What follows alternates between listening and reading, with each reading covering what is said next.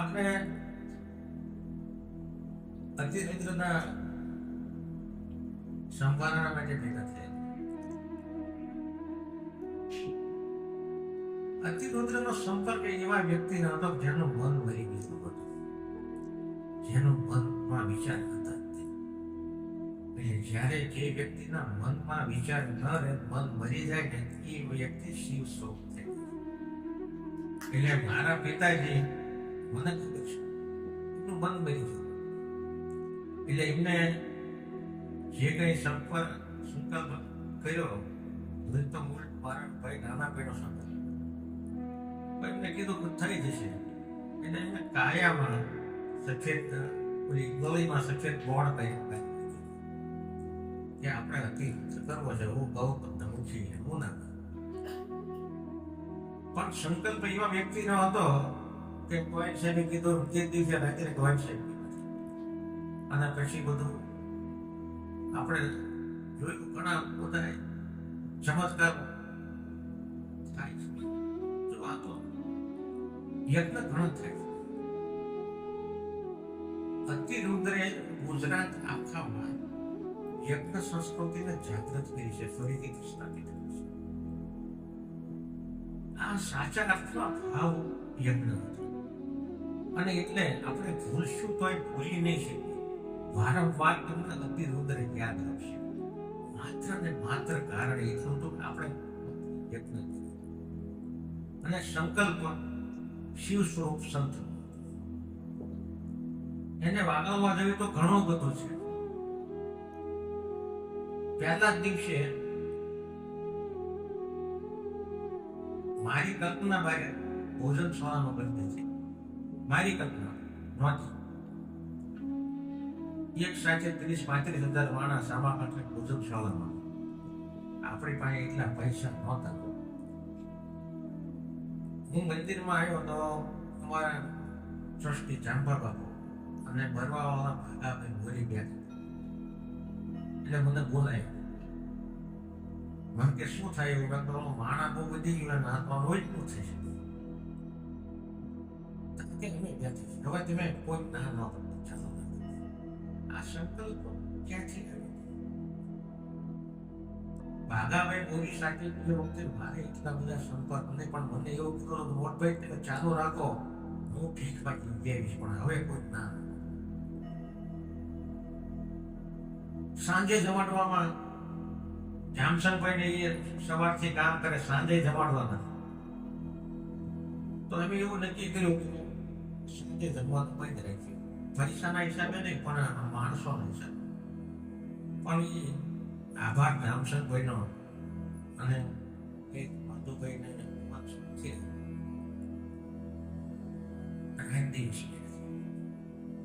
રાતના 11 વાગે અમે બહાર 3 વાગે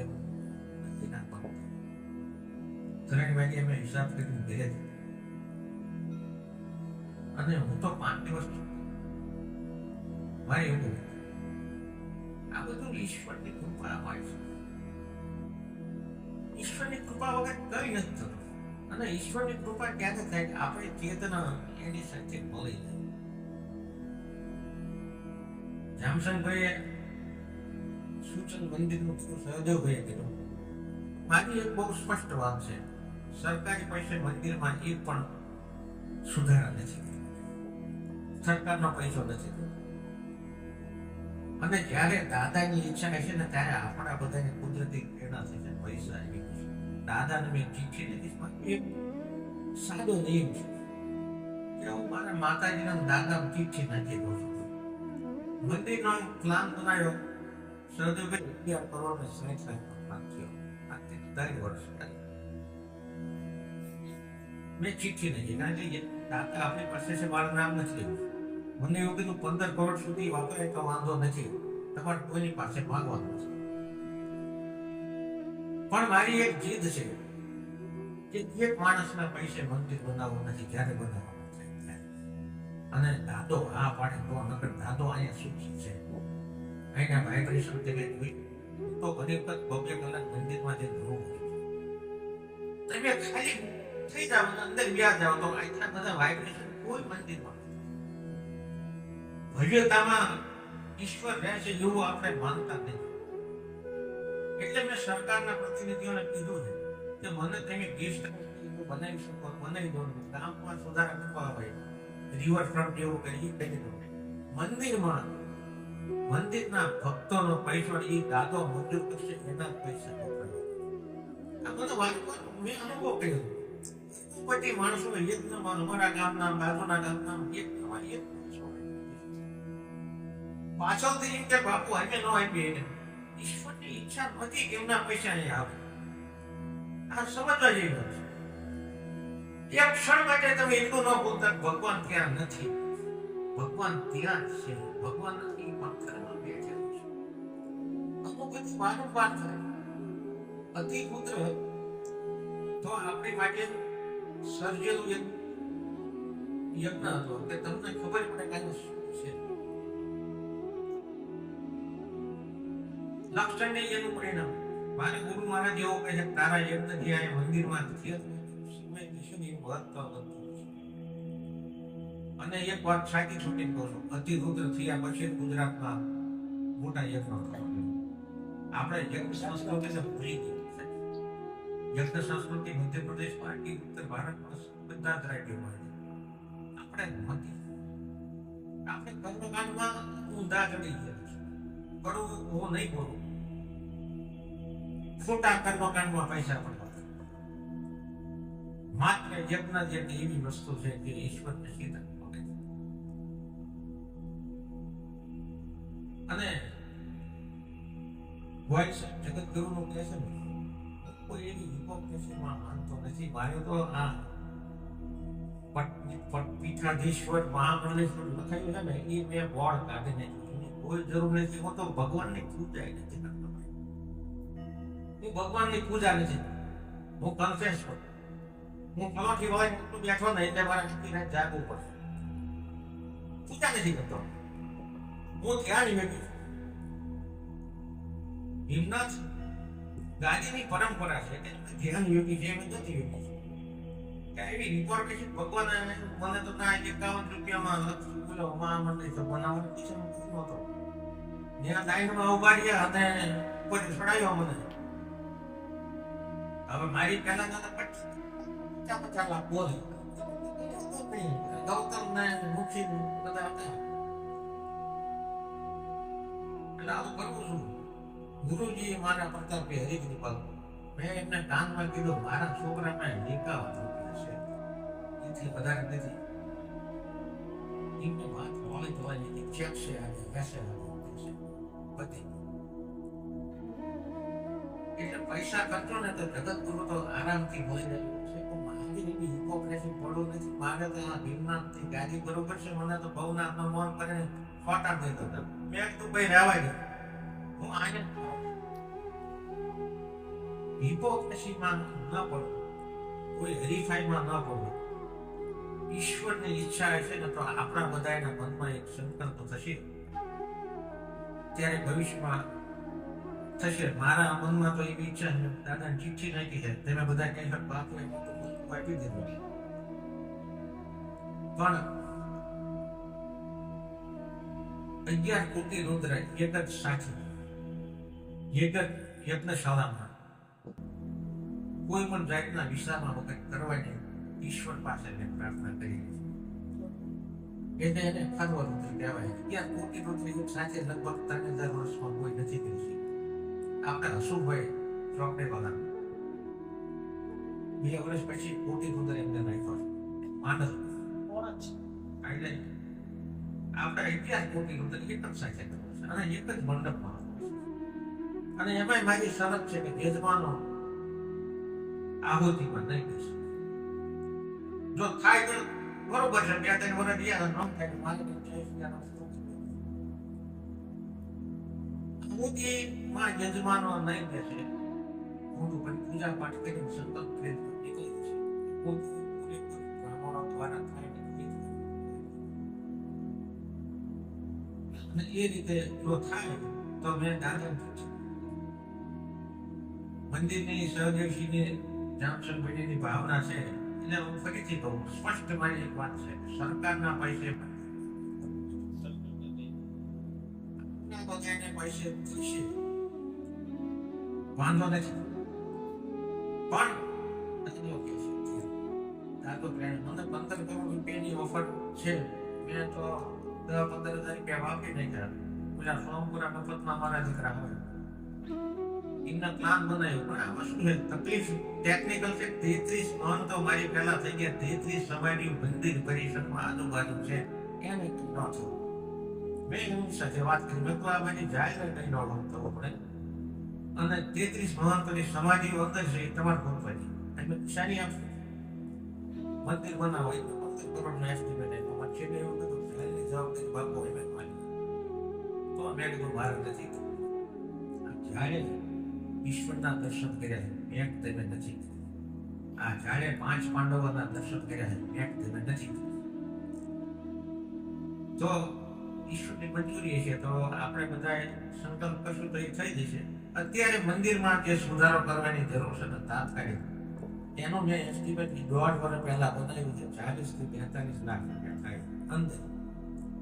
એ થઈ જાય ને તો મંદિરના જે જર્જરિત થાંભલાની છે ને એને ગ્રેનાઇટનો કવર લાગી જાય અને મારી જેવા ગોડા માણસ છે તે વ્યવસ્થિત એ પૂજા કરી શકે.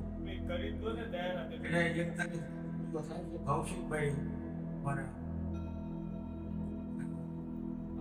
કશુભાઈ બીજા દીકરા એ સોમપુરા દીકરા એ સોમપુરા ત્યાં માંડલમાં બધું બનાવ્યું છે અને એમના મગજમાં જે પ્લાન હતો એ મારા મગજમાં આ 1 વર્ષ થઈ ગયું છે. તેમ કૌશિકભાઈ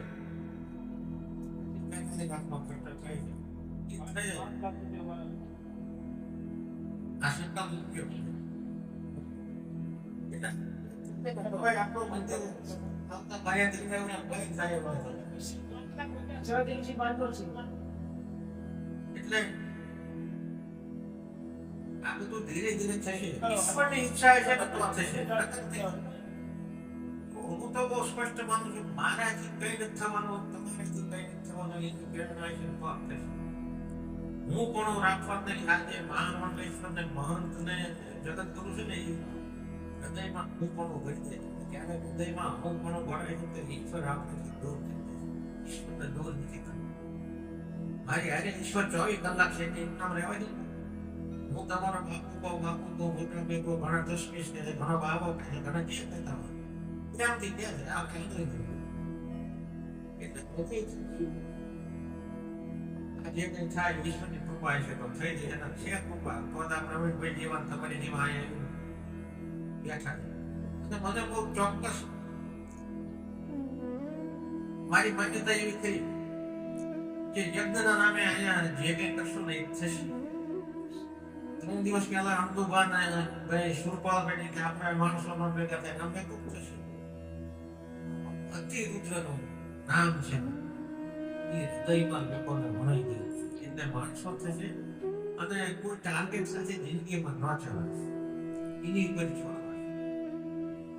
એટલે કરવાનું છે. બાકી તો હું હિસાબનો માણો નથી. હું મારે ઘરે હિસાબ નથી રાખતો. મારે ઘણા ઉગ્રને ફોન અત્યારે ચાલુ છે. ગાયું ઘણા લોકો મને એનાથી કઈ ફરક મને દયા આવે તો ગાયું દન દયા આવે. એની પાસે કોઈ મારી પાસે નથી તો મારી પાસે છે એની પાસે. એટલે બહુ જોવામાં ગોયલ સાહેબ બહુ સારું કીધું. લાગણીથી કીધું ભાઈ જગત ગુરુ હોવા જેવી છે. જગત ગુરુ થઈને આપણે કરવાનું શું એ જ્ઞાનદાત વધે. પણ મને ખબર છે મહામંડલેશ્વરનું બોર્ડ હોય ને તો મોટી ગાડી આવી જાય. આપણે મોટી ગાડી નથી. મહામંડલેશ્વર મેં બોર્ડ કાઢી નહીં કીધું. મારે શું કરવું? મારે તો આ આપણી સીએનજી વાળી ગાડી છે 700 રૂપિયામાં અમદાવાદ લઈને આવતો. જગત ગુરુ થાય ને પાછા જ્ઞાનદાત વધે. પાછું એક શુભો વધે. પાછો વિવાદમાં રાખવો. તમે બધા મારી લાગણીથી જોડાઈ તો આભાર માનો છો. મારી વાત ખોટું ન હોય. જે શું હોય એ અહીંયા છો. 2-3 વર્ષના વિવો જવાનું તમારી વચ્ચે સહજ ભાવે વિવો થશે. પણ ગર્ભકાંડમાં ચાલી માનતો નથી. ક્રિયામાં નથી. હું પોતે કરતો નથી. કેવી રીતના તમને બધા ડોક્ટર નામ કરું પોતે નથી. અમારા ઘરના એક મહિલા મંડળે 1.25 કરોડ પાર્થિવ શિવલિંગનું દીધું છે. મેં કીધું એ થઈ જશે પણ હું એ શિવલિંગ બનાવીશ નહીં. મારા હૃદયમાં 24 કલાક શિવલિંગ છે. સવા કરોડ શિવલિંગનો એક મહિલાઓ અને ગામડે ગામડે કામ કરે. ઘડિયાળ જોવો છો ભૂખ લાગી શકે પણ મેં જોઈ લીધી છે ઘડિયાળ. અત્યારે કંઈ સારું છે આપણે ભૂલથી ઉનાળામાં અવાજ રાખો. આ સાંજે રાખવામાં બપોર પછી તાપ વધારે લાગે અને વધારે કંઈ નથી કહેતો.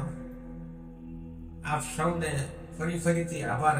લક્ષચંડીમાં અને અતિ જરૂરમાં એક યા બીજી રીતે આયા ભાઈને બોલી પરમારભાઈને ફોન કર્યો હતો તમે આવજો. પ્રતાપભાઈ મેં સુરતમાં બહુ મજા કરી છે, બહુ કામ કર્યું છે. અમે પોખારમાં